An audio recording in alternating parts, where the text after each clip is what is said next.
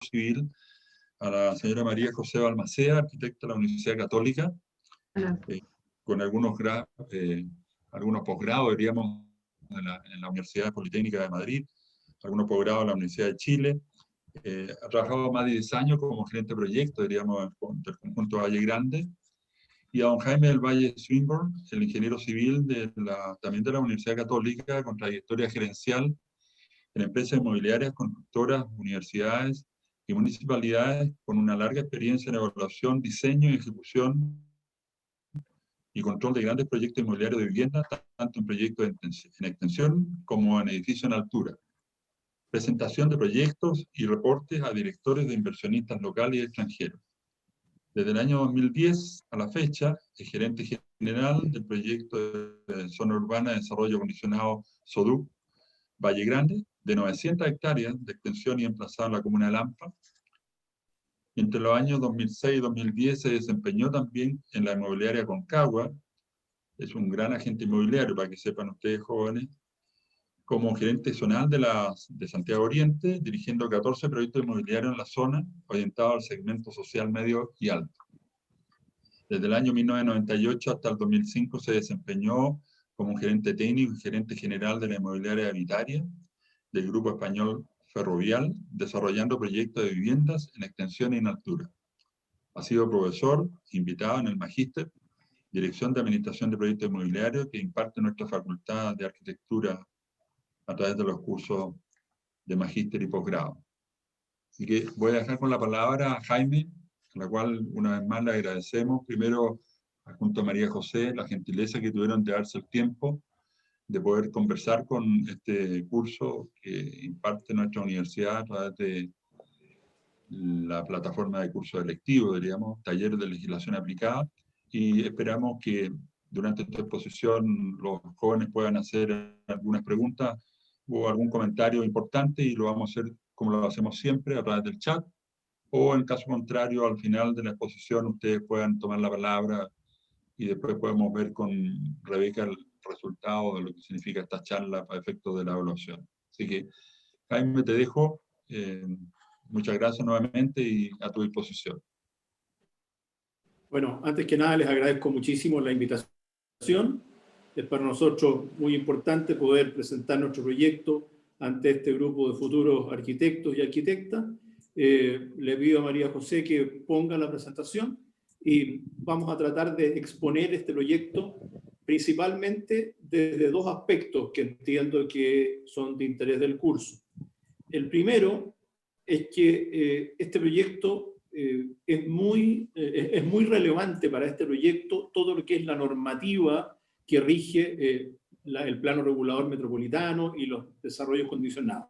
Y segundo, que este proyecto tiene una fuerte participación en su gestión de distintos arquitectos, tanto externos como internos, y en su misma gerencia comercial, que la desempeña María José Balmaceda, que me acompaña. Entonces, es muy relevante poder exponer cómo los arquitectos participan en este proyecto, no solo en lo que se entiende como la arquitectura tradicional, sino que también en la gestión, en la dirección y en la relación de este proyecto con las autoridades.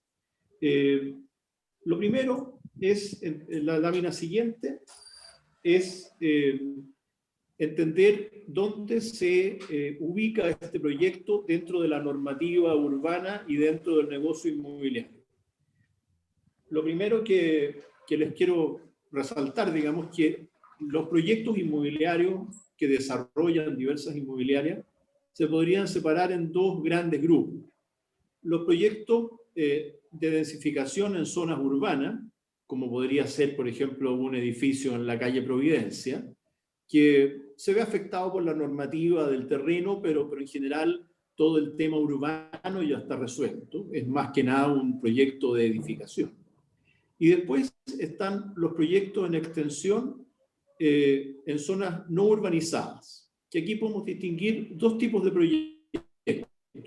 Dentro del límite urbano, como podríamos citar a modo de ejemplo, un proyecto de loteo de casas que se puede hacer en la comuna de Peñalolén, que está dentro del límite urbano, pero todavía quedan predios agrícolas, que eso obviamente que tiene sus complejidades desde el punto de vista de la normativa, pero está regulada claramente y hay poca indefiniciones porque está dentro del límite urbano. Y después cuando está fuera del límite urbano, que en el fondo es acoger un proyecto o desarrollar un proyecto que genera nuevo suelo urbano para el desarrollo, y en eso es lo que está marcado en nuestro proyecto. Nosotros estamos fuera del límite urbano y por lo tanto es en esa categoría donde caemos nosotros. Y desde ese punto de vista somos una empresa inmobiliaria un tanto particular, porque nosotros no vendemos viviendas finales. En general, nuestro objetivo como empresa, nuestra tarea como empresa, es generar terrenos aptos para que otras empresas inmobiliarias los puedan adquirir y desarrollar viviendas, equipamientos, colegios, centros comerciales o distintas cosas dentro de nuestro proyecto. ¿Cómo se enmarca nuestro proyecto dentro de la normativa urbana? Haciendo una muy breve historia. Si quieres pasar a la lámina siguiente, María José. Lo primero que ocurre en cuanto a regulación urbana en Santiago es el Plan Regulador Metropolitano Intercomunal de Santiago del año 1960, que corresponde a la primera figura a la izquierda arriba, en que regula el suelo en un área todavía bastante pequeña que era la zona de Santiago.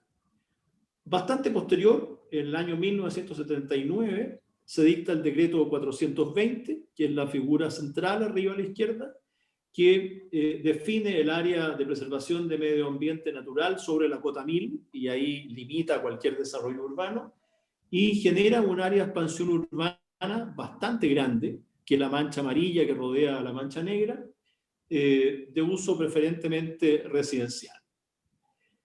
Esto le da una libertad a los desarrolladores para ocupar una gran cantidad de suelo y que la ciudad se extendiera muchísimo, cosa que fue bastante controvertida, y por eso el año 1994 se restringe la superficie urbanizable. Ustedes se fijan ahí que la mancha amarilla que rodea la mancha negra se achica bastante y se comprime la ciudad para hacer una regulación mucho más estricta y no poder ocupar libremente el suelo que circunda a la ciudad. Después de eso, el año 97, lo vamos a ver en la lámina siguiente, se incluye a la provincia de Chacabuco, que es en la figura de la derecha lo que está arriba, dentro del Plan Regulador Metropolitano de Santiago, y quedando pendiente por incluir las provincias del poniente de Santiago, que son la provincia de Talagante y Melipilla. Después del año 2003 se incorporan las SODUC, que ya aparecen en este planito que está a mano derecha, que son las manchitas naranjas o amarillas que aparecen dentro de la provincia de Chacabuco, que después las vamos a ver con más detalle.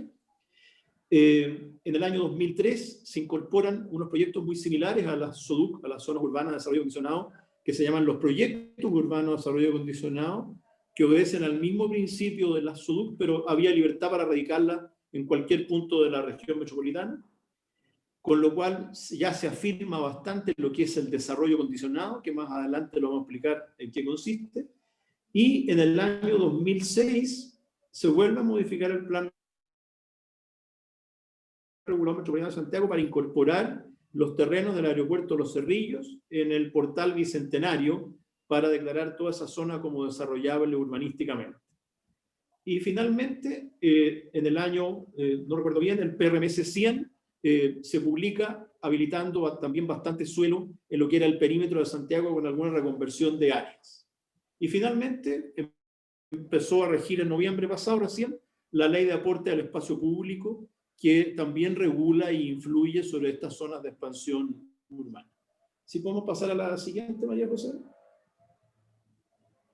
Dentro de lo que son las zonas urbanas de desarrollo condicionado, en el fondo se trató de reconocer en el norte de la ciudad una serie de asentamientos al margen de la ley o usando un resquicio de la ley, que eran los loteos de parcelas de agrado de 5.000 metros cuadrados, se llamaban así, pero en rigor no lo eran, digamos.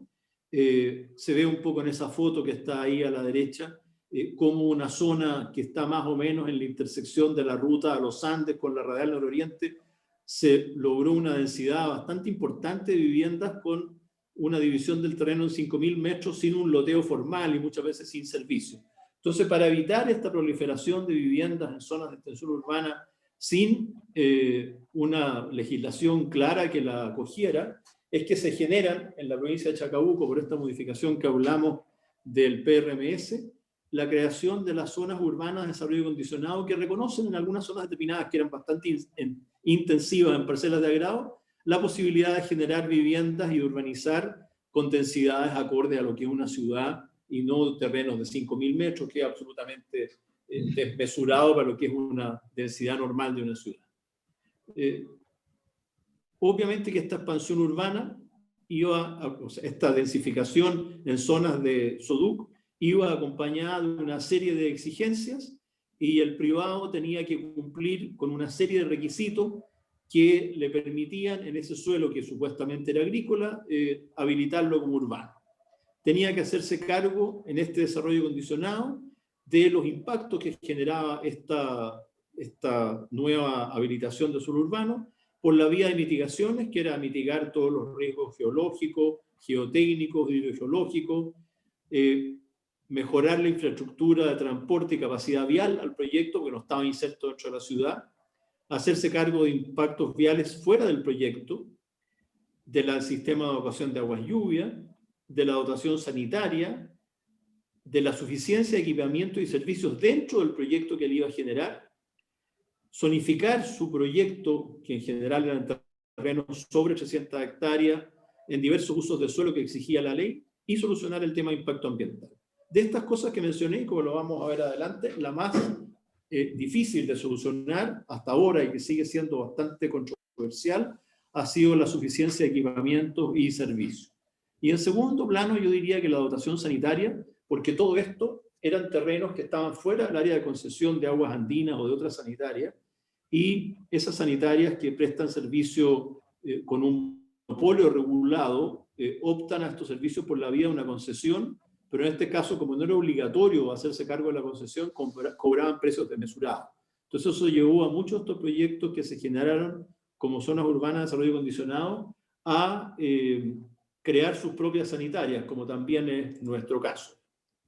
Bueno, dicho eso, y pasando a la lámina siguiente, tenemos que hablar un poco de qué tipos de empresas se podían hacer cargo de estos proyectos tan grandes, que tenían como mínimo 300 hectáreas de terreno y por lo tanto eran inversiones muy grandes, además de todas las inversiones que había que hacer afuera. Eran proyectos de muy largo plazo, con requerimientos muy fuertes de capital, con retornos a largo plazo, rentabilidades bajas. ¿Y qué tipos de empresas en general se metieron en estos proyectos? Fueron, por lo general, compañías de seguros de vida y fondos de inversión. ¿Y por qué compañías de seguros de vida? Porque las compañías de seguros de vida requieren como respaldo para sus pólizas de renta vitalicia, al igual que una AFP, inversiones que den plusvalía y renten, pero a largo plazo. Entonces, para eso, las compañías de seguro podían usar estos proyectos invirtiendo en esos terrenos que lo usaban como respaldo de sus pólizas de seguros de vida, pero podían mantener por largo tiempo las inversiones sin tener que liquidar. Bueno, dicho eso, vamos a ver cuáles son las condiciones de desarrollo de una SODUC, de una zona urbana de desarrollo condicionado. Esto es ley pura, ¿eh? Y aquí uno pudiera pensar que no estudió Derecho porque no le gusta la ley y por eso se metió a Arquitectura porque le gusta diseñar, pero en este campo de la arquitectura y del diseño urbano y del urbanismo, la norma es muy, muy importante. Bueno, en la lámina que está en pantalla hay una tabla que ilustra las condiciones que fijó el regulador metropolitano de esa época para terrenos de menos de 300 hectáreas y de más de 300 hectáreas para el desarrollo urbano. Y las SODUC se enmarcan dentro de lo que son más de 300 hectáreas y como ustedes pueden comparar ahí en forma muy rápida, la densidad podía alcanzar a 85 habitantes por hectárea, un más o menos 15 habitantes por hectárea, o sea, se podía llegar a 100 habitantes por hectárea. En cambio, si tenía el terreno menos de 300 hectáreas, solamente se podían hacer 10 habitantes por hectárea, que en el fondo vienen siendo como 2 casas y media por cada hectárea, o sea, es lo mismo que las parcelas de agrado. O sea, para poder densificar este suelo, había que acogerse a la SODUC y para eso tenía que tener más de 300 hectáreas. También hay algunas mejoras en lo que eran terrenos para industrias y usos productivos, pero lo más relevante era la mejora que se obtenía para poder desarrollar vivienda.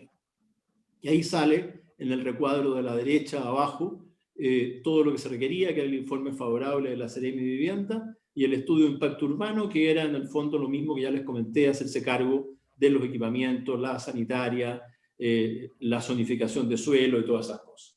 Pasamos a la siguiente.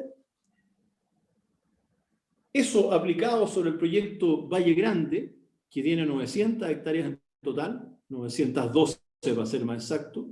Si vemos cómo se zonificó este proyecto, el proyecto consideró un total entre los dos sectores que tiene, que se llama Valle Grande y Santo Tomás, pero comercialmente un solo proyecto, consideró una cabida de 25.840 viviendas. Eso va a llegar a conformar una ciudad de más de 100.000 habitantes, o sea, más grande que muchas ciudades en las provincias de Chile. Aquí está ilustrado en forma gruesa. Lo amarillo es habitacional mixto, lo rojo es productivo, lo naranja es equipamiento y servicios, y lo color violeta es infraestructura, que es principalmente las plantas de la sanitaria. Lo gris es la vialidad exigible PRMS, que está en el mismo plan regular metropolitano. Este es el vigente, el plan vigente de uso de suelo, que ya ha pasado como por 10 modificaciones, algunas en el sector de Valle Grande y otras en el sector de Santo Tomás, modificaciones que se tramitan ante la Seremi de Vivienda, presentando un estudio de impacto urbano, que tiene varios estudios de apoyo, de capacidad vial, de mitigación ambiental, de áreas verdes y de evacuación de agua lluvia y otra serie de requisitos. Pasamos a la que sigue. Aquí está cómo se compone, o cómo se desglosa, mejor dicho, este macroterreno que se va a desarrollar. Y si ustedes se fijan, al final del total del terreno, solamente un 60% viene siendo los sectores residenciales mixtos para desarrollar, y un 5% adicional con vivienda de alta densidad, que va entre 75 y 100 habitantes por hectárea.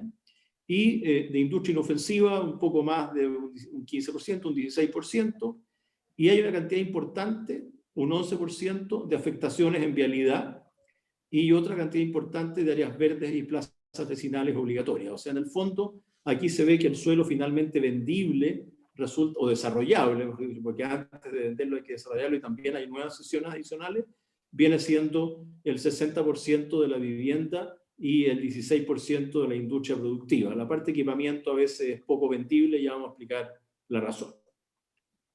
Seguimos adelante. ¿Cuáles son los actores involucrados en este proceso, que es bastante complejo en un desarrollo de estas características? Primero, los propietarios, que son los que adquirieron el suelo, que en este caso son compañías de seguro que lo adquieren como una inversión a largo plazo. Después están los clientes directos, que son las inmobiliarias o desarrolladores de equipamientos comerciales, como pueden ser los desarrolladores de centros comerciales como el Grupo Patio o Parque Arauco, o qué sé yo, y los usos industriales. Y clientes indirectos son los compradores de las viviendas que van a desarrollar las inmobiliarias que nos compran terreno como clientes directos. Las autoridades con las cuales interactuamos, las sectoriales, son el Ministerio de Vivienda, el Ministerio de Obras Públicas a través de la DOH, la Dirección de Obras Hidráulicas, la Dirección General de Agua y la Dirección de Obras Fluviales. El Ministerio de Transporte, el SERNAGIOMIN, el Servicio Ambiental para las vías, el SERVIO del mismo Ministerio de la Vivienda, todo esto en aprobaciones de proyectos y vigilancia, cumplimiento de la normativa y legislación vigente. Y autoridades locales, las municipalidades y sus direcciones, y también en parte la gobernación de la provincia. Asesores los hay en oficina de planificación de arquitectura y comercial, medioambiental, transporte, legal, sanitario, y de las variedades más grandes que ustedes pueden suponer. Es un proyecto muy, muy interdisciplinario. Prestadores de servicio, está la sanitaria, que en este caso particular es nuestra, pero que podría ser de un tercero también. Aparte que puedo mencionar a las otras empresas de servicio, como la electricidad a través de Enel, y los teléfonos a través de todas las compañías que operan, el gas lo mismo, todos son prestadores de servicio. Seguridad, carabineros, bomberos y la PDI. Y transporte público, buses interurbanos, redes de colectivo, ferrocarriles a través de su futuro tren a Lampa, y diversos servicios de transporte que puedan surgir. Comunidad están los movimientos ciudadanos, las juntas de vecinos y las agrupaciones vecinales de distintas organizaciones. Y en la administración está, digamos, los distintos actores, aparte de los que mencionamos arriba. Denme un segundo para ver la lámina completa.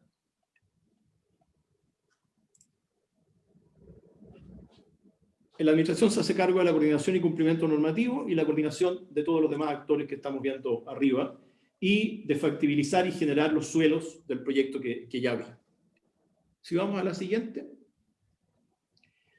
La oficina de Valle Grande tiene una particularidad, que es una empresa que a la vez es un proyecto, o sea, es una inmobiliaria monoproyecto de propiedad de las compañías de seguro, pero que generó una empresa separada, de la cual ellos son accionistas, y que tiene un equipo profesional que está aquí, son pocas personas, digamos, que encabezo yo, y que está integrado por la María José, que es la gerenta comercial, una asesoría legal con un abogado interno, la gerencia de ambición y finanzas, que se hace cargo de todo lo que es la contabilidad y manejar las plata, la gerencia técnica, que es la que tiene más personal profesional, que tiene 3 arquitectos más un ingeniero civil, más un técnico agrícola, que se encargan de toda la generación de la infraestructura que hay que hacer en Valle Grande y de la generación de suelo en las subdivisiones, fusiones, loteos y cosas que hay que hacer para poder generar suelo para vender.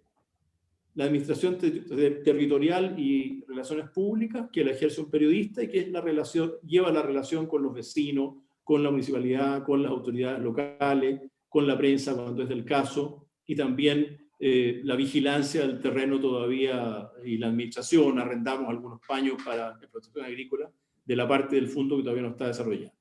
Y la gerencia general de las empresas sanitarias, que son nuestras, pero es una empresa bastante independiente y que tienen su propio cuerpo técnico. Este es el equipo directo que depende del proyecto, sin perjuicio que hay muchos asesores externos que nos colaboran en muchas materias más de especialidad. Si pasamos a la siguiente. Aquí una muestra muy gruesa de qué es lo que es el proyecto Valle Grande hoy día, por mostrar algunas fotos para que ustedes vayan viendo de qué se trata, digamos.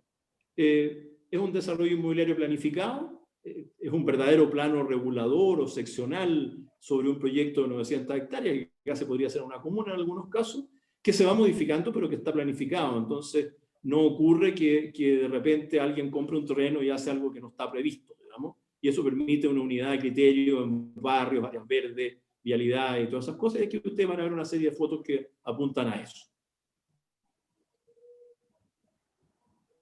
Hay distintos tipos de viviendas, desde 1.400, que son las más baratas que se venden, porque hay viviendas vulnerables de subsidio, como estas que están acá en la foto, que se entregan por parte del Servio en forma gratuita a la familia, y las viviendas más caras en general bordean las 4.000 UF. Estas también son viviendas semi de subsidio, y estos edificios son empaños que cumplen la densidad de 100 habitantes por hectárea, es nuestra alta densidad, y son edificios que se venden bajo la legislación de subsidio del DS-19 de Servio, que ha resultado muy exitosa. Son departamentos en general de 55 metros cuadrados. Hay avenidas importantes, muchas áreas verdes, algunas obligatorias que exceden lo que es la exigencia normal del 7% de áreas verdes que establece la ordenanza, porque el plan regulador metropolitano es más exigente, bastantes parques y plazas, un sistema de evacuación de aguas lluvias también que requirió bastante inversión, porque estamos en una zona muy plana y que hay que conducir las aguas lluvias fuera del proyecto. Y equipamientos diversos, como mencioné, este es un cuartel de bomberos que lo construyó la propia inmobiliaria como parte de las mitigaciones que hay que entregar gratuitamente y que se le donó a bomberos junto con el carro bomba, que también era parte del equipamiento negociado con bomberos. Lo del lado derecho es un colegio, no es todo el cuartel de bomberos. También hay un centro comercial. Esto se vendió a una empresa desarrolladora, al Grupo Patio, que desarrolló el centro comercial donde hoy día está el supermercado Santa Isabel, la farmacia Sarcobrand y algunos otros comercios. Está a punto de ampliarse ahora, pero atiende en buena forma y con suficiente dotación de comercio a la SUDUC actual. Y esto es una foto de la planta de tratamiento de aguas servidas. También tenemos el equipamiento de la sanitaria, que es fundamental para abastecer todo el proyecto con el servicio sanitario de agua potable y alcantarillado, que es una propia inversión del proyecto. Esto es una laguna cristalina que está desarrollada dentro del proyecto, que la desarrollan otras inmobiliarias. Nosotros participamos como Valle Grande en un porcentaje menor del proyecto. El terreno se le vende a una sociedad en la que participamos. Tiene una patente con Crystal Lagoons, muy parecido a la laguna, aunque más pequeña que la de San Alfonso del Mar, con edificios de mercado, no de subsidio, que la rodean, y también vivienda en extensión, casas, digamos. Y esto es una imagen virtual de algo que ya es real, porque está a punto de terminarse la construcción, de un centro de bodegaje muy importante que se desarrolló en el acceso al proyecto dentro de lo que son los terrenos de equipamiento y productivo. Esta es una foto del principal punto hoy día de Valle Grande. Se puede ver en el lado derecho al centro el centro comercial que le estábamos mostrando, y hacia el norte está hacia arriba, y se ven los terrenos agrícolas hacia donde continúa el proyecto, y se puede apreciar que hay una cantidad importante de áreas verdes.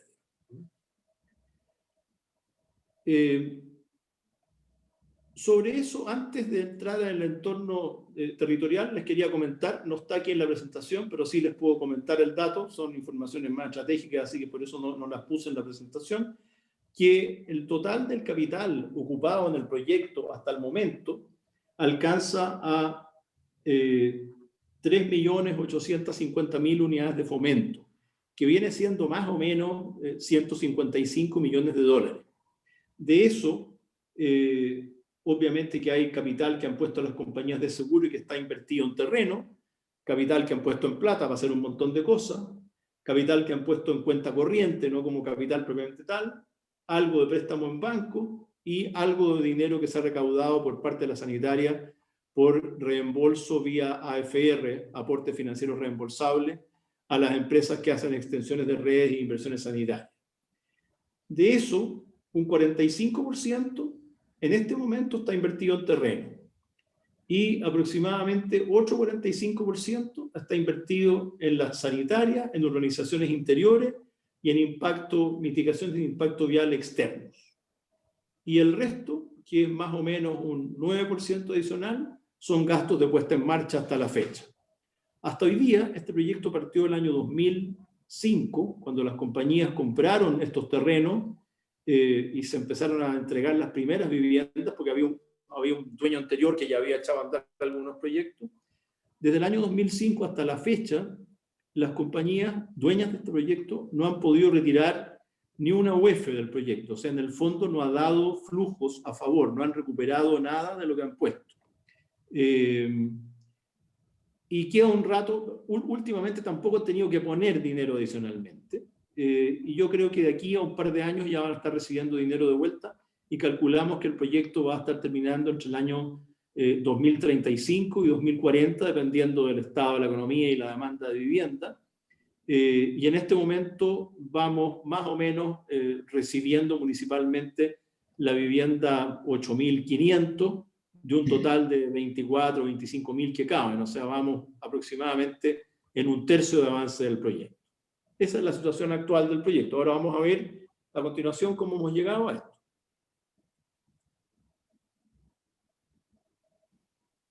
Primero, en cuanto al entorno. Aquí van surgiendo distintas cosas que hay que ir manejando y que muchas veces son bastante complejas. Y aquí, por mencionar una, la SUDUC de Valle Grande y Santo Tomás, que sale en colores amarillo y rojo en la figura que está en pantalla, le podemos ver por el lado sur, en forma adyacente, un terreno de 1.800 hectáreas, que es un terreno que el PRMS 100 habilitó como urbano con una normativa que se llama las zonas urbanas condicionadas, o sea, una letra menos que nosotros nomás, y una normativa muy parecida, que en algún momento nos causó bastante preocupación porque podría haberse estado generando suelo urbano sin las exigencias del nuestro que nos dejara absolutamente fuera de mercado. Afortunadamente no fue así, la ley salió en forma bastante equilibrada y tal vez un poco más exagerada de la cuenta, porque permitía el desarrollo urbano, pero puso tantas condiciones, probablemente porque la gente que la diseñó no se informó bien de cuáles eran las posibilidades de las inmobiliarias de absorber mayores costos, que hasta la fecha, habiendo transcurrido creo que más de 5 años, María José. Sí, sí, por lo menos unos 5 o 6 años. Claro. Hasta el momento no hay ningún proyecto que se haya iniciado dentro de esta área, o sea, el PRMS 100, al menos en la extensión de Quilicura hacia el norte hasta el límite de la comuna Lampa, donde estamos nosotros, fue letra muerta por exigencias desmesuradas de mantención de áreas verdes, de construcción simultánea de vivienda social con la vivienda de mercado y con la apertura de vialidades que eran extremadamente caras, y al final ninguna inmobiliaria acometió el desarrollo urbano en esta zona, y los terrenos siguen hoy día ariazos y mal usados, lamentablemente, porque muchos se han convertido en botaderos de escombros con un buen negocio para sus propietarios que cobran 10.000 pesos por cada camión que llega. Entonces, lamentablemente es un terreno que se está muriendo y que no va a ser después reconvertible. O sea, ahí es una muestra de cómo una normativa urbana que no está bien pensada y regulada y no va acorde con el mercado, no genera nuevas posibilidades de suelo. La norma de la SUDUC, como la que se aplica a nosotros, era exigente, pero no era desmesurada. Aquí yo creo que se pasaron del límite y fue letra muerta. La siguiente. Bueno, aquí se pueden ver las vialidades o los ejes principales, autopistas que bordean o pasan cerca del proyecto. Está la autopista Santiago-Lampa, que está a mano derecha, con los enlaces que están marcados con circulitos amarillos o blancos. Y a la izquierda está la autopista a Lampa, que algún día se va a materializar, pero que todavía no se concesiona. Y nosotros estamos en la mitad. Entonces, había que gestionar conectividades con estas autopistas, y las conectividades que se gestionaron fue en la autopista Santiago-Lampa, la ruta 5 Norte en el fondo. El circulito amarillo que está el segundo de arriba para abajo es el enlace de la Avenida La Montaña, que nos costó muchos años poder negociar con Obras Públicas que finalmente se materializara la autopista y se hiciera ese enlace, que es el principal acceso hoy día a Valle Grande por ese frente, por la autopista. Y a futuro tenemos la autopista a Lampa y el acceso norte al aeropuerto, donde está ese enlace amarillo que está mostrando María José, que también debiera ser el enlace poniente del proyecto para conectar con esa vía. Y vamos a hacer al final, sin querer queriéndolo, un paso, un bypass entre la Panamericana y la Ruta 5 Norte, cruzando el proyecto por la Avenida La Montaña, que es una vía importante, que a lo mejor algún día se puede concesionar, porque tiene un bandejón central importante, igual que el Américo Vespucio, pero que por el momento, si eso ocurre, va a contaminar bastante el tráfico interno y habrá que manejarlo. Entonces, todas estas cosas son cosas que hemos tenido que ir gestionando para ir actuando con el sector público y viendo cuáles son las inversiones que se van a desarrollar y que tienen injerencia positiva o negativa sobre nuestro proyecto, dependiendo cómo se desarrollen o cómo se materialicen. La siguiente. Aquí hay una ilustración de lo que podría ser una proyección de la segunda orbital, que es la continuación de la radial nororiente para conectar con el poniente y con el aeropuerto, que tiene distintas maneras de cruzar nuestro proyecto y que estamos tratando de resolverlo de manera que pase por el proyecto, pero pase por lugares en donde no cause un daño a la malla urbana que ya está definida con vivienda.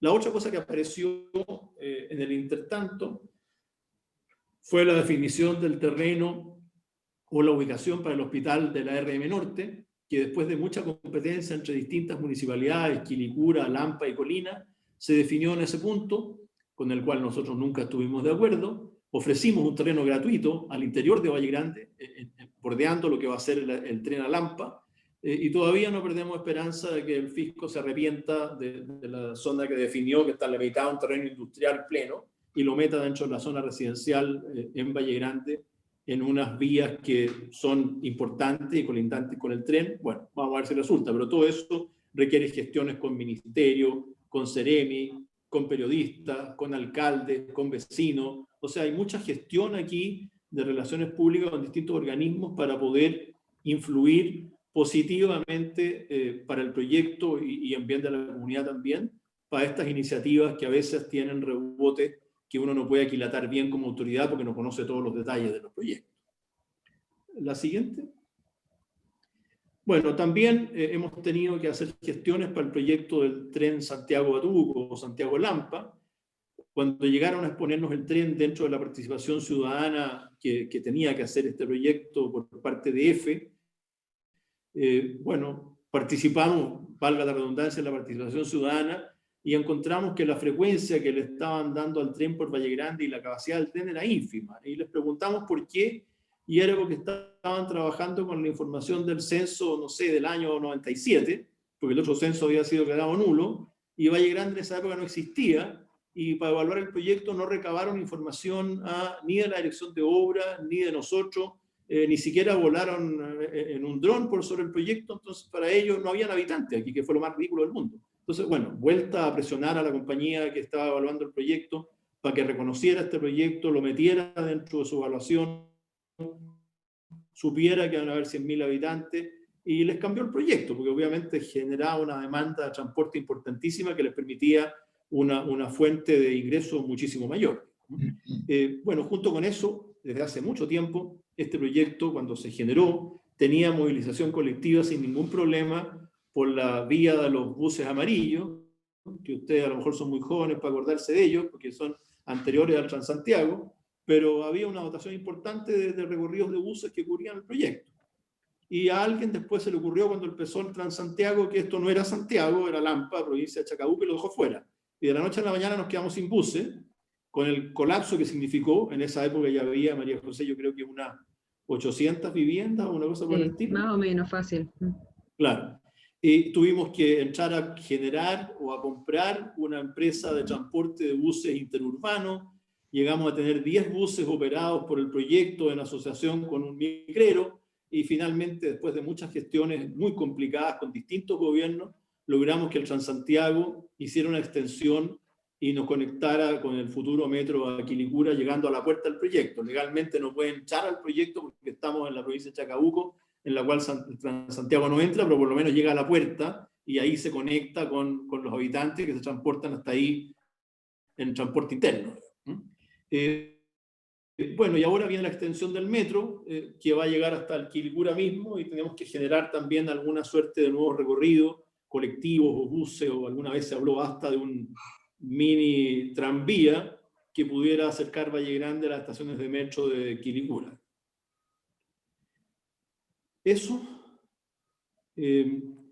Bueno, todo esto que hemos hablado, como ustedes ven, significa que este equipo de profesionales que les describimos en alguna lámina anterior, aparte de estar preocupado de la marcha del proyecto, tiene que ejercer mucha relación con las autoridades y con las empresas de servicio para poder gestionar de que el proyecto sea positivamente afectado con todas estas cosas que ocurren. Y todo esto con la argumentación técnica que hay que respaldar, y ahí están las normativas urbanas, el desarrollo del proyecto, los usos de suelo y todas las cosas que hay que aportar para que demos fuerza a nuestra argumentación. ¿Seguimos?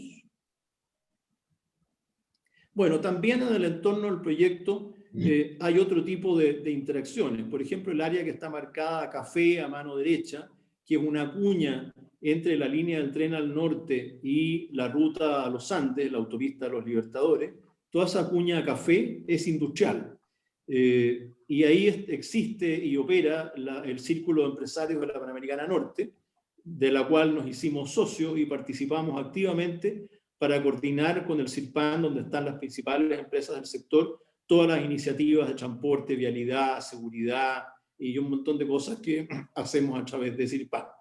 También pertenecemos a la Asociación de Empresas Inmobiliarias, que es como una especie de Cámara de la Construcción, pero más chica, solamente inmobiliaria, no de constructora, ni de corredores de propiedades, ni de bancos, ni nada de eso, como es la Cámara de la Construcción.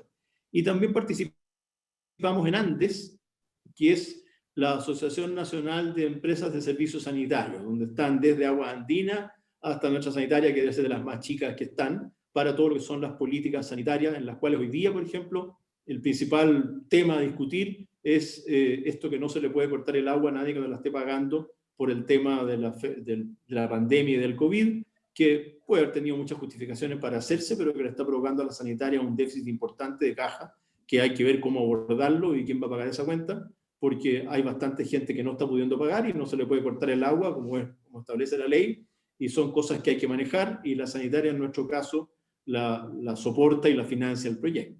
Y además hay desarrollos inmobiliarios en los perímetros que muchas veces son un poquito ilegales y tenemos que vigilar de que no surjan loteos brujos o que no cumplan con la normativa y nos compitan deslealmente, ya sea con vivienda, que es el menor de los casos, que eso está bastante regulado, o con desarrollos industriales un poquito informales. ¿Seguimos?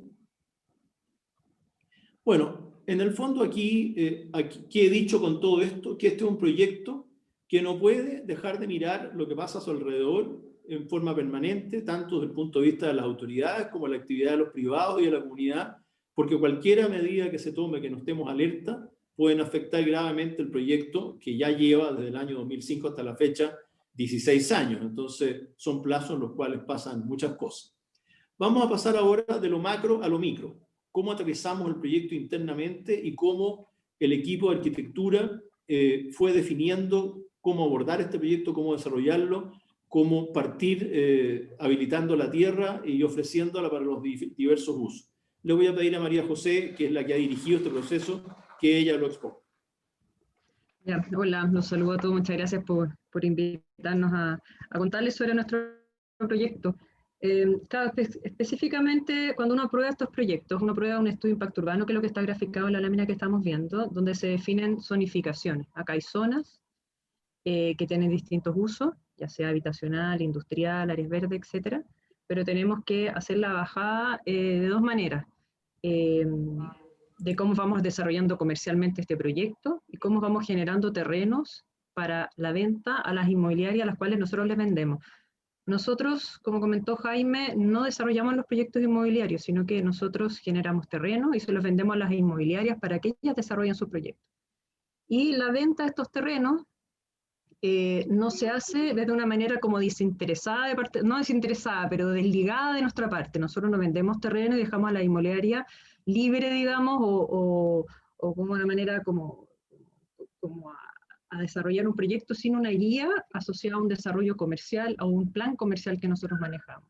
Cada venta de terreno se hace con un acuerdo de desarrollo inmobiliario que se firma con cada inmobiliaria, donde definimos el tipo de proyecto que se va a hacer, si va a ser casa o departamento, qué densidad, si va a ser social o vivienda mercado. Incluso definimos temas de cumplimiento normativo nuestro, macro, de Valle Grande, como se hablaba del tema de las aguas lluvias, las plazas vecinales que tienen que ver con la planificación macro y que tenemos que traspasar de alguna manera a la inmobiliaria que después va a desarrollar ese terreno y que tiene que respetar, por ejemplo, el sistema de evacuación de aguas lluvias, el cumplimiento de los metros cuadrados de área verde que tienen que tener ese terreno de acuerdo a la planificación macro, etc. Entonces tenemos que ir haciendo la bajada, digamos, de esta planificación que estamos viendo en pantalla, que son zonas macro, a este terreno que finalmente es el que se vende a las inmobiliarias.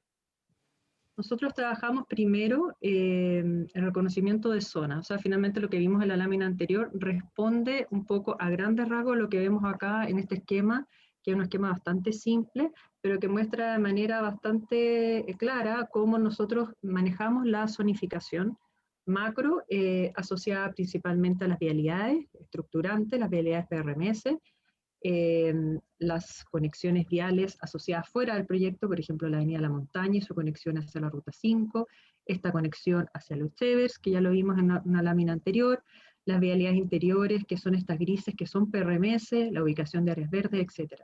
Donde definimos de manera gruesa zonas industriales, zonas residenciales, en lo que se ve gris, y zonas amarillas, que básicamente donde están los cruces principales de vías, zonas que tienden a estar definidas como para el desarrollo de equipamientos y servicios. Procuramos también, y es un tema no menor, gracias a la planificación y respetando la planificación, tratamos de que tanto la vivienda como la industria, por ejemplo, que es industria inofensiva, funcionen de la mejor manera posible.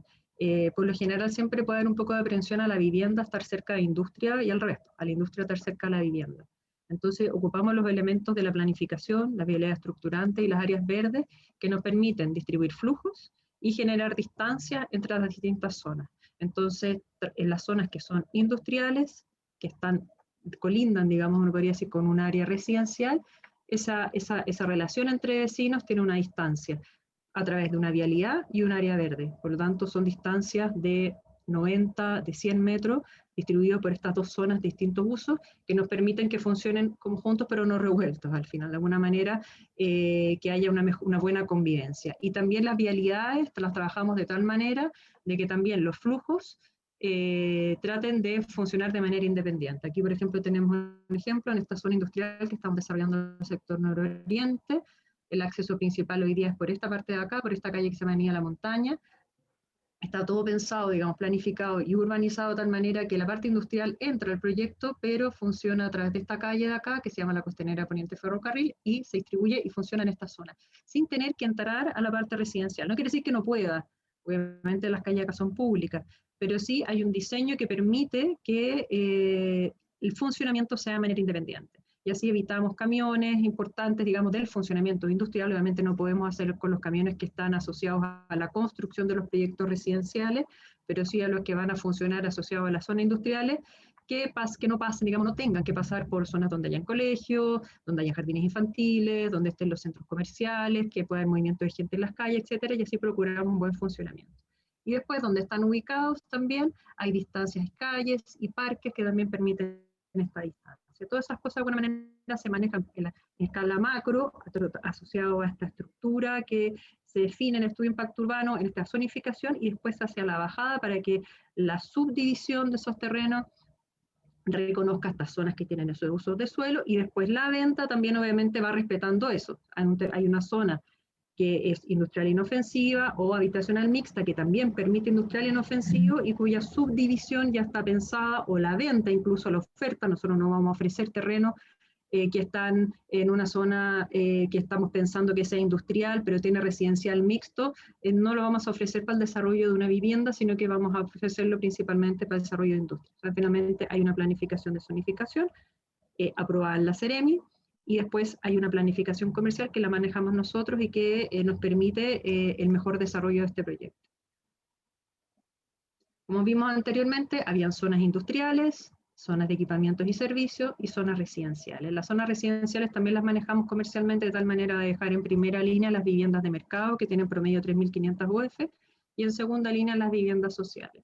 Pero el hecho de que estén en una segunda línea no quiere decir que tengan malas conexiones viales. Las vialidades que aquí no aparecen, que son secundarias, son de súper buen perfil. La verdad, las viviendas sociales están en súper buena condición respecto a la cercanía de equipamientos y servicios, y a las vialidades que de alguna manera le dan su acceso de muy buena manera. Entonces, finalmente, eso nos permite también ir generando un proyecto heterogéneo, ¿ya? Y no con grandes zonas de vivienda, así, a grueso modo, decir, mira, acá, allá está toda la vivienda social y para acá está toda la vivienda de mercado. No, nosotros estamos desarrollando proyectos bastante integrados desde ese punto de vista.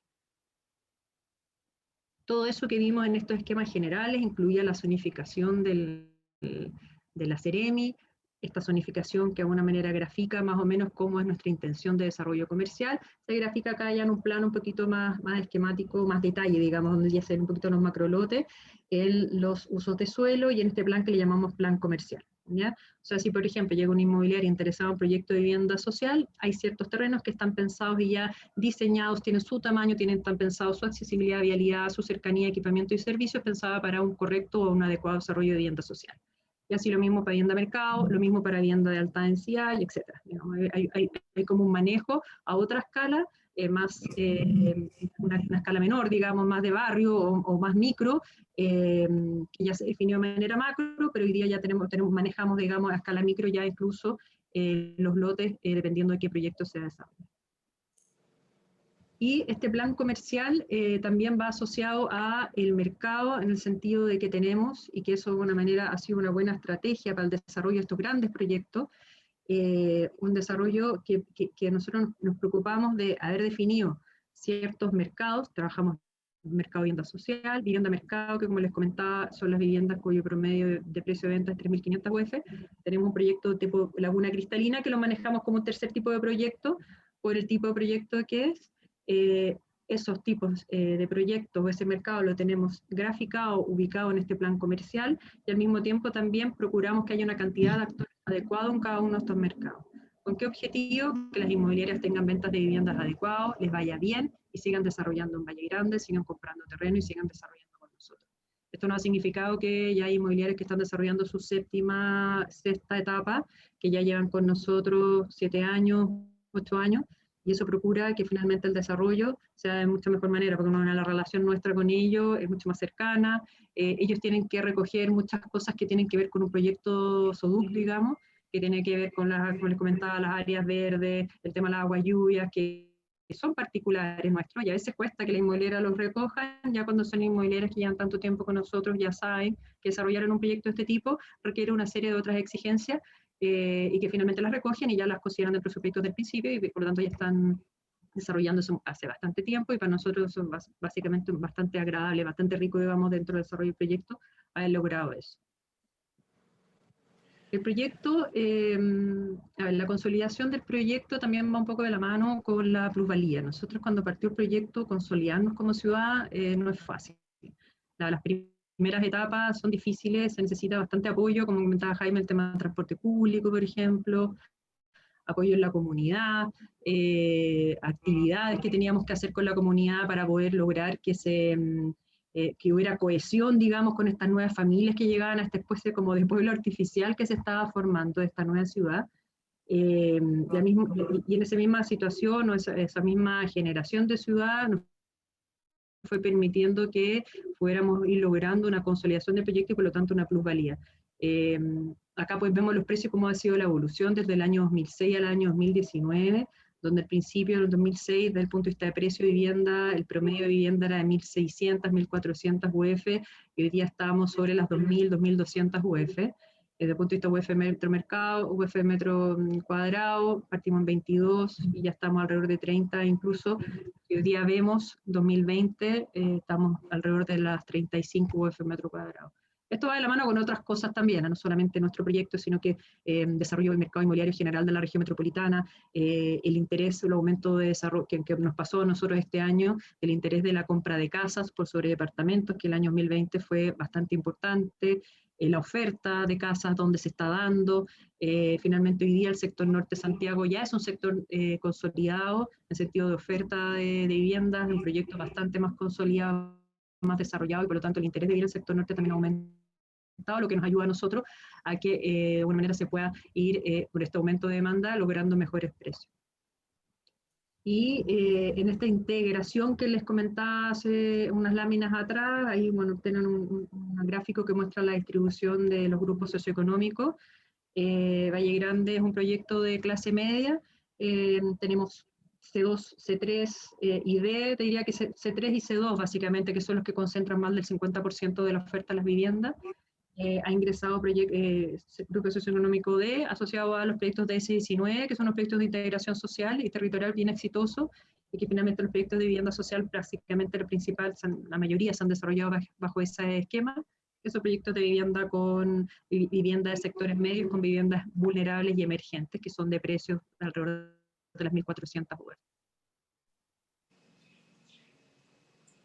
A todo esto, un poco un paréntesis, que lo interesante un poco todo lo que les estoy comentando es lo transversal que significa finalmente el ejercicio ustedes como son arquitectos, voy a hacer este paréntesis, lo transversal que significa o lo diverso que puede significar ejercer la profesión. La verdad, una vez se sale de la universidad pensando básicamente en lo propio que se entiende por arquitectura, que es el desarrollo o la construcción de edificaciones, o el desarrollo urbano a través de la planificación, la parte normativa, pero el desarrollo urbano inmobiliario, que finalmente la experiencia que tenemos acá es algo que es bastante particular y muy interesante desde el punto de vista de todas las cosas que finalmente uno tiene que estar, uno aprende, digamos, y uno tiene que estar pendiente desde el punto de vista del desarrollo de una nueva ciudad, que es lo que comentábamos al principio, comentaba Jaime, desde el transporte público, desde las autopistas, desde las autoridades locales, desde las familias que llegan,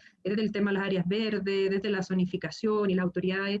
Finalmente uno logra, uno aprende de manera bastante interesante todos los ámbitos, distintos ámbitos de lo que significa el desarrollo de una ciudad, y eso puede ser súper interesante.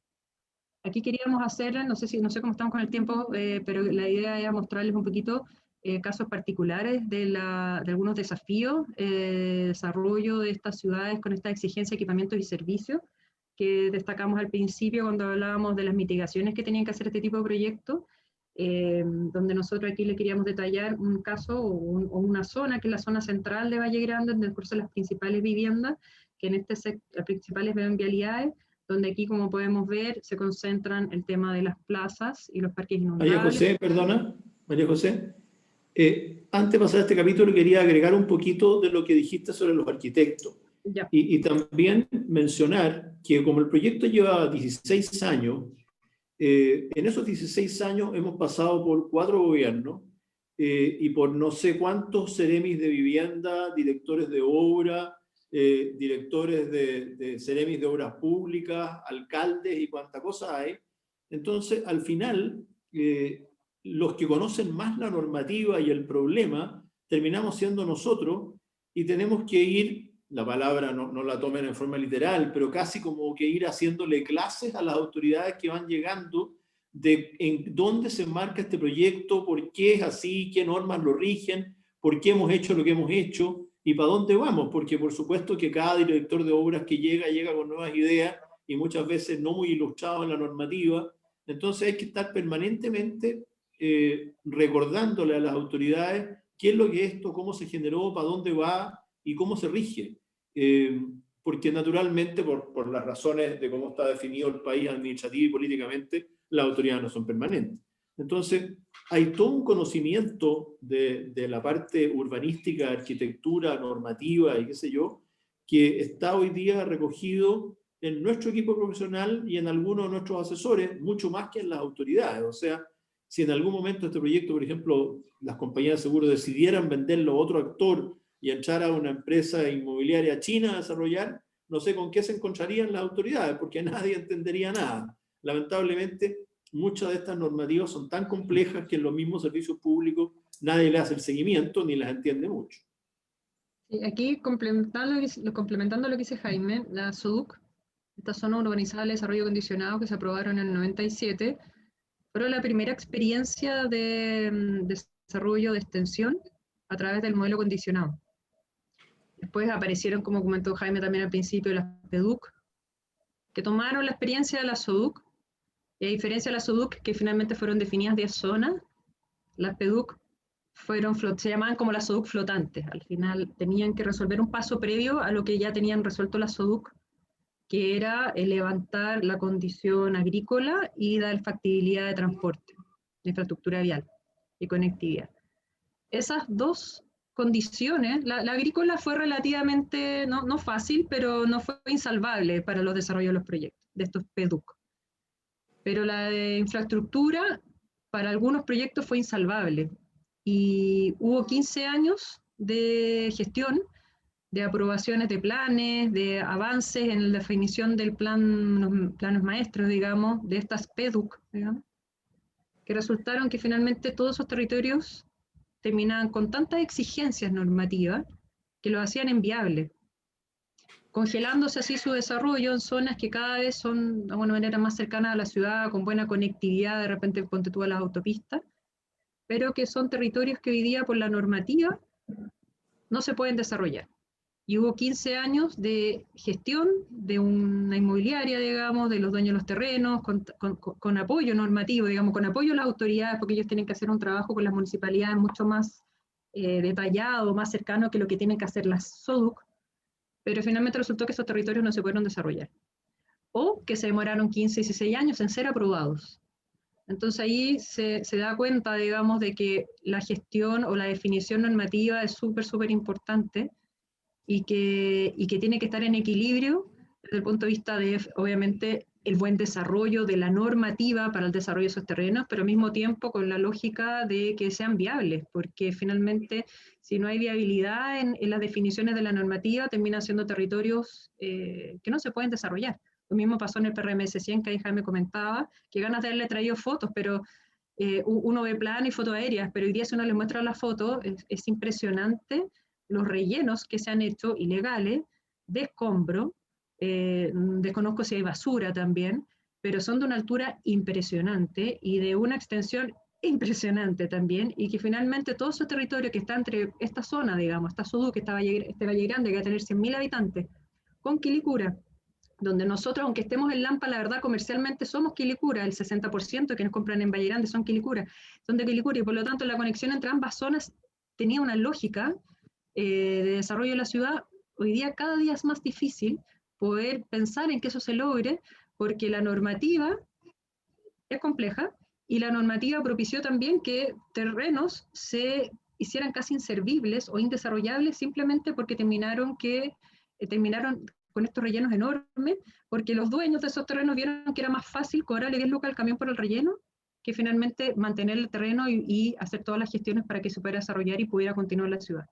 Entonces, son casos bastante importantes que dan cuenta un poco de la importancia de la normativa. En el caso nuestro, ¿qué nos pasa?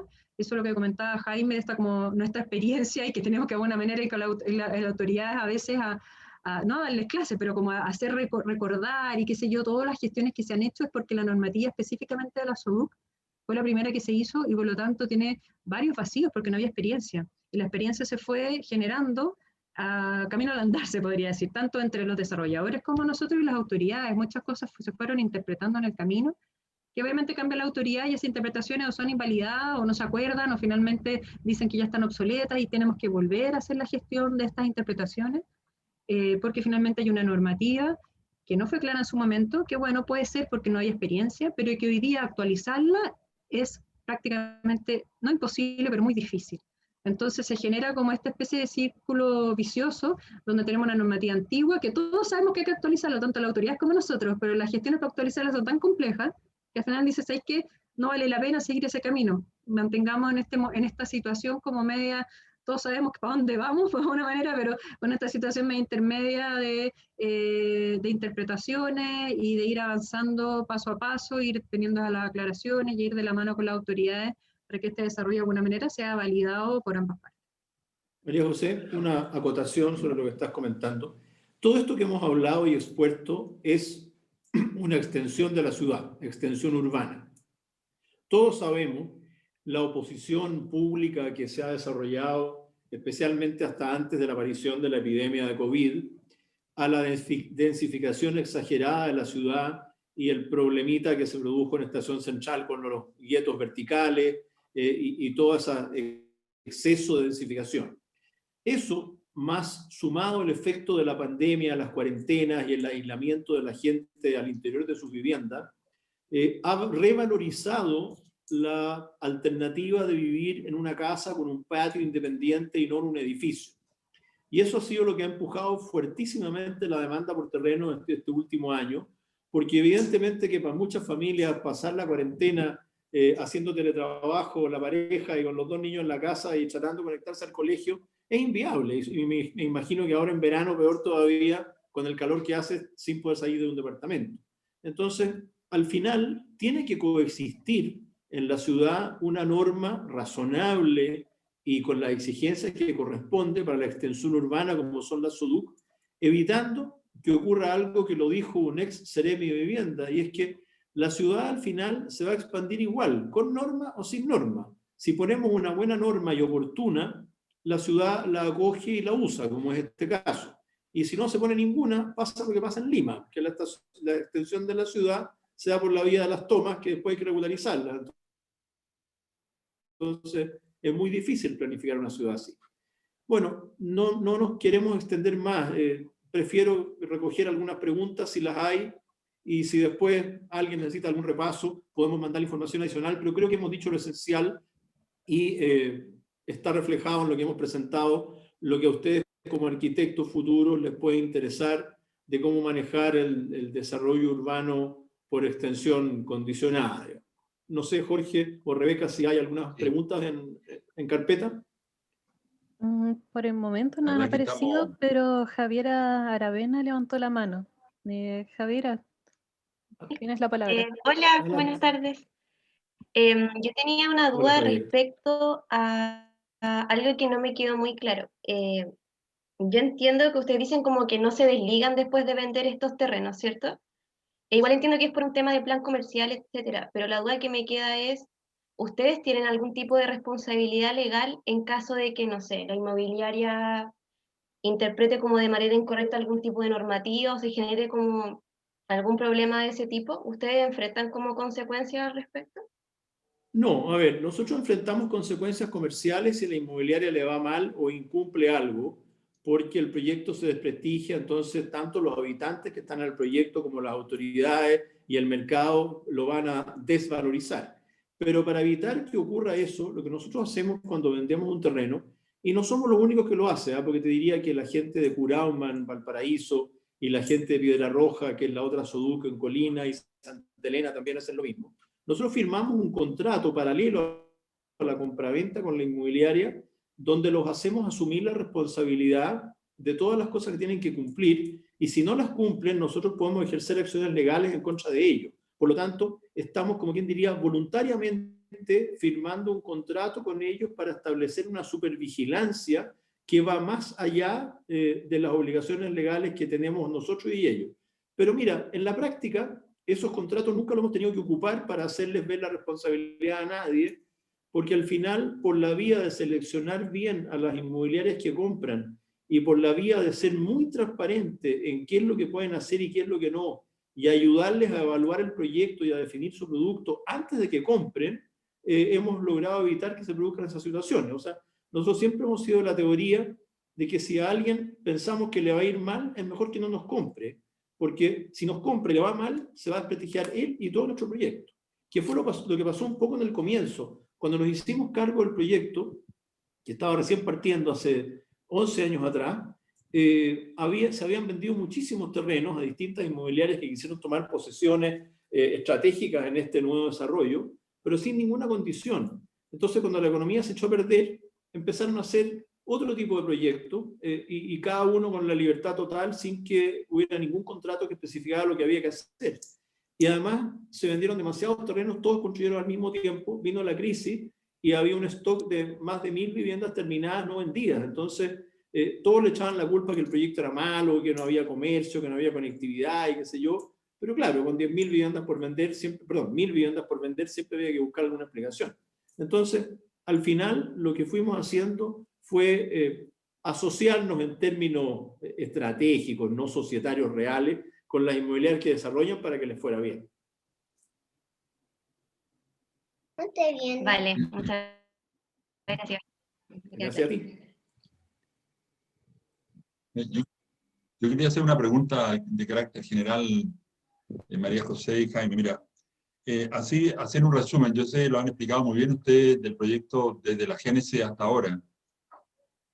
Para ustedes, diríamos, como gestor inmobiliario, como gestores, diríamos, de este tipo de proyectos, ¿las SODUC fueron realmente un éxito?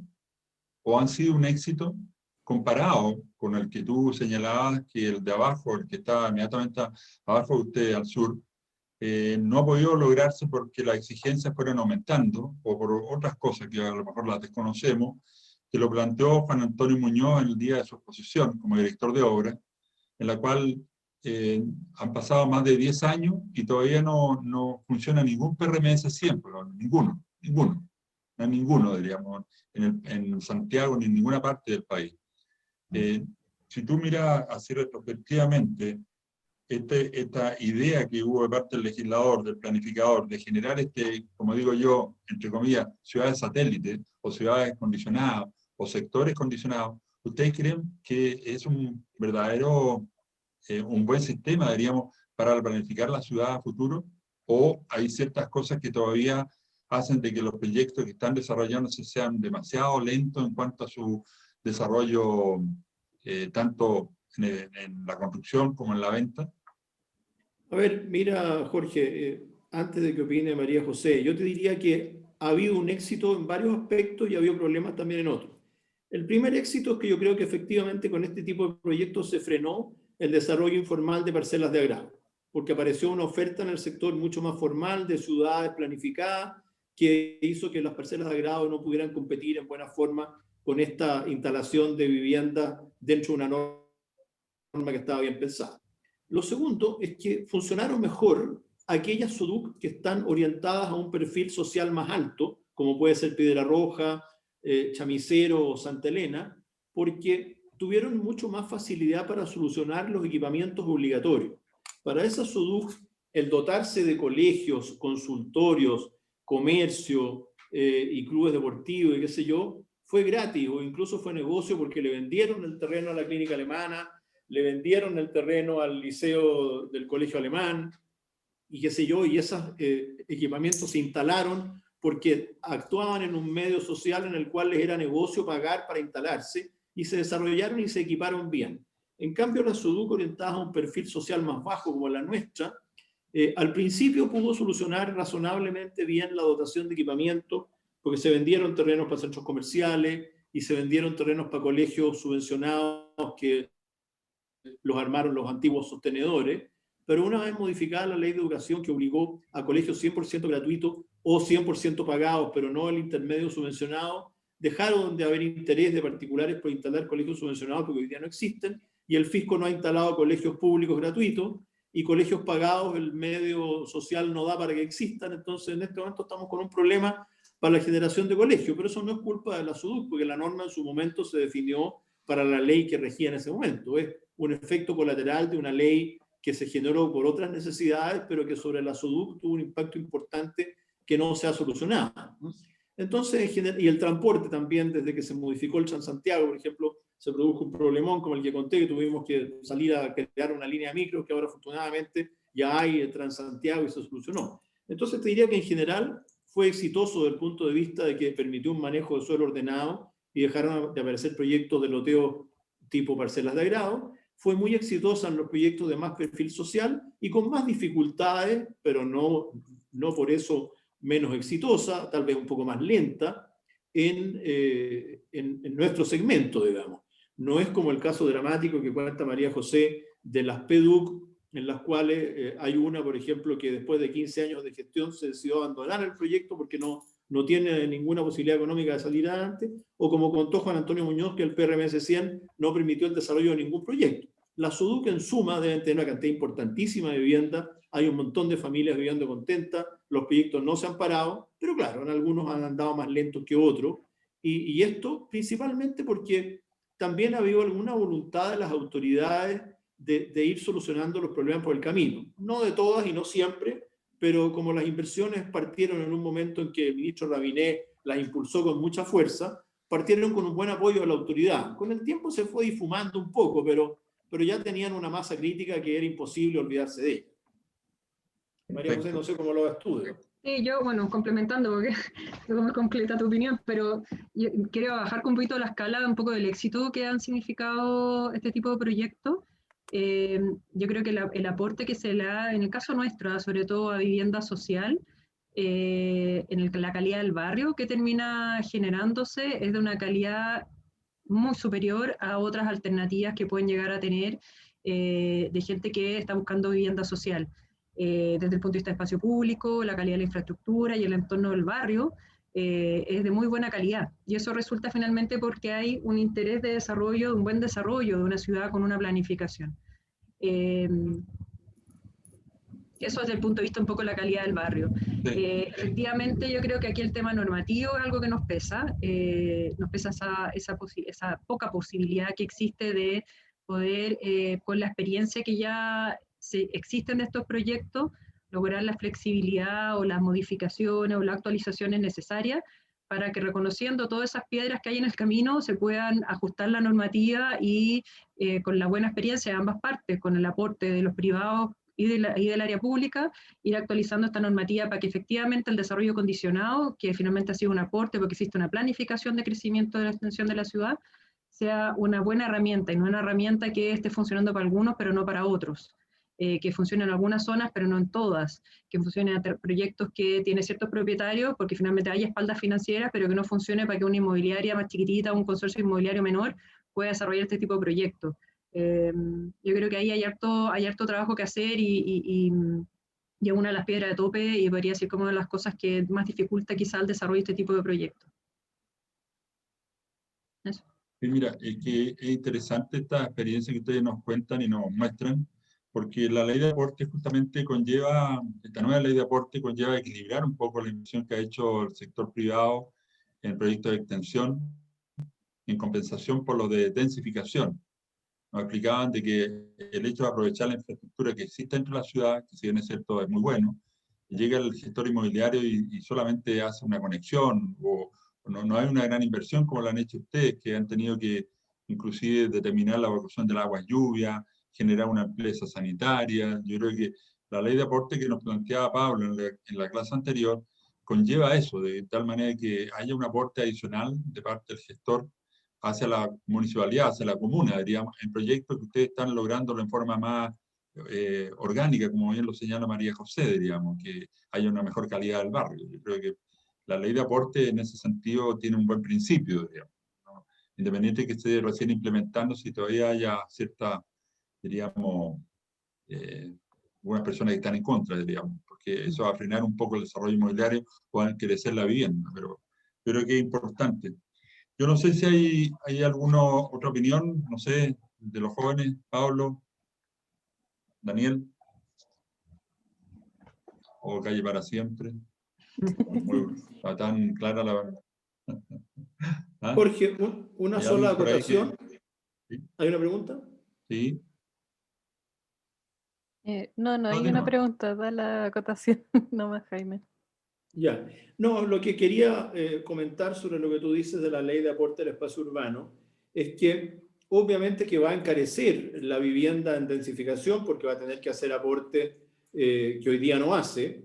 En general esos encarecimientos terminan en una cosa que no es muy saludable, pero es la única solución, y es que se venden departamentos al mismo precio pero más chico, entonces cada vez nos estamos jibarizando más, pero es entendible y justo y lógico que todos paguen los aportes que hay que hacer a la ciudad y no se beneficien los que densifican de una infraestructura que ya está construida y que ellos van a usar y en algunos casos van a colapsar, digamos, o a generar cierta congestión.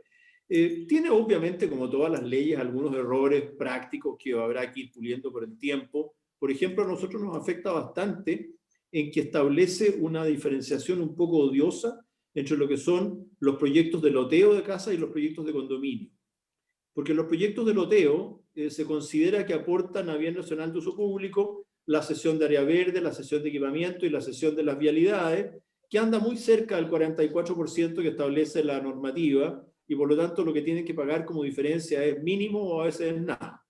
Pero un condominio que no entrega vías a uso público, no entrega equipamiento ni áreas verdes públicas, tiene que pagar una enormidad de plata.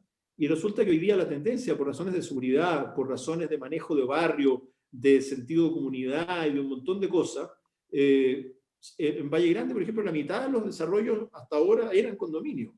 Incluso las viviendas sociales de S19 se hacían en condominio, con mucho agrado de la gente. Y eso probablemente se vea alterado por esta ley hasta que se le busque una solución. O sea, al final estas cosas no son eternas, porque una ley no puede forzar la preferencia de las personas, pero como toda ley, no siempre se analizan con cuidado todas las aristas prácticas que va a tener. Sí, mira, y una última consulta que te quería hacer por el tiempo de ustedes, porque están un poco topados. Hablaste tú de la negociación con los agentes del Estado, principalmente los ministerios, que aparentemente ustedes como empresa o como gestores han tenido que negociar, diríamos, como hablabas tú, obras de conectividad, principalmente de vialidad, tanto vehicular como en este caso el proyecto EFE. Ese es un vacío en la práctica, porque ahí siempre está la disputa entre la labor del Estado en poder desarrollar zonas de la ciudad en compensación, lo que establecían los famosos HASTU, que fueron tan criticados, diríamos, en la cual se pedían cosas, diríamos, que después no se cumplían o se cumplían a medias. Esa negociación que hablabas tú por el tema de la vialidad. ¿Eso es uno de los factores que de alguna u otra manera va en contra del desarrollo de este tipo de proyectos? Mira, más que negociación, porque no había mucho que negociar, porque las normas son sumamente claras, y de esas negociaciones nunca estaba en juego si gastábamos más o gastábamos menos, porque en el fondo sería buscar un beneficio por la vía de una gestión un poco espurio. Más que negociación, eran gestiones para que el Estado cumpliera con su parte, porque a las inmobiliarias que desarrollaban las SODUC se les exigió una serie de cosas, como mencionado, como los equipamientos, las conectividades viales y qué sé yo, pero el Estado también tenía que poner otras, así que no las estaba haciendo, y que afectaban gravemente el desarrollo de los proyectos, como por ejemplo la movilización pública.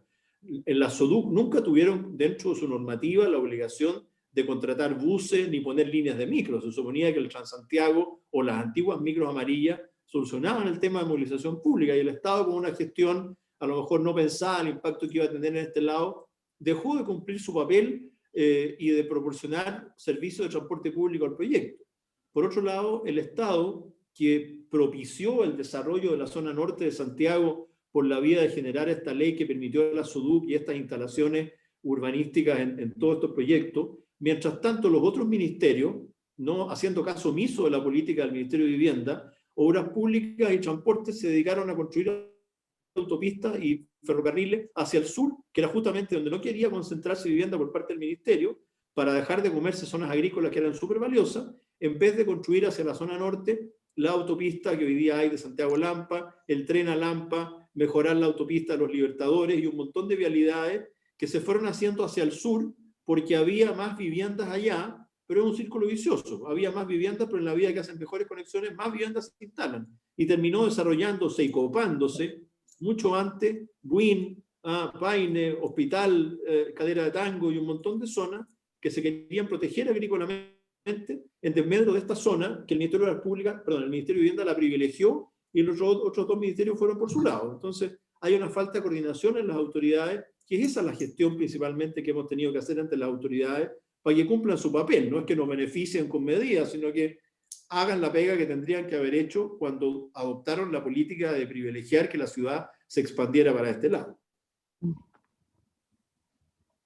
Perfecto. No, está clarísimo. Bueno, no sé, Rebeca o alguien más quisiera hacer algún comentario. ¿Están por ahí? Javiera, Pablo, Ignacio, Joaquín, Daniel. Porque quedaron muy impresionados. Estamos, pero... abrumados. Bueno, mira, yo creo que Jorge. esto es muy... ¿Ah? Jorge, mira, simplemente agregar que tenemos una página web que muestra una información bastante completa del proyecto, pero si alguien necesita más información para su trabajo posterior o para cualquier cosa, le pueden pedir a Jorge nuestro correo y con todo gusto se lo respondemos. Y si alguien tiene inquietudes urbanísticas o quiere profundizar más, a pesar de la pandemia, encantado de recibirlo en el proyecto si es que quiere visitar o ver algo en terreno mismo, digamos, con el mayor de los gustos. Va a tener futuros practicantes, yo creo. Ojalá, sí. Eso es lo que estábamos conversando. Felices de recibir a alguien que quiere integrarse al equipo y aprender un poco de este tema. Bien, pues. Te agradecemos, Jaime, María José, el tiempo que han tenido para hablar con nosotros. La verdad, como dice una alumna ahí, son materias que ellos no la conocían, son cosas que ellos ven tangencialmente, a lo mejor en los cursos de urbanismo referente a la SODUC, pero bajar, como decías tú al principio, bajar esto a desarrollarlo, como dices tú, han pasado muchos años ya, y mucho para aprender, diríamos, en este tipo de experiencia importante e impactante dentro de la ciudad de Santiago. Así que te agradezco, Jaime, María José, por el tiempo, y a lo mejor por ahí nos estamos viendo en otra oportunidad, en algo más específico que requieran los alumnos. Así que muchas gracias. Bueno, gracias a ustedes. Esta clase va a estar en YouTube. Te vamos a mandar el enlace para que lo puedan ver posteriormente y, lógicamente, para una próxima oportunidad. Muchísimas gracias. Gracias. Para los jóvenes, vamos a hacer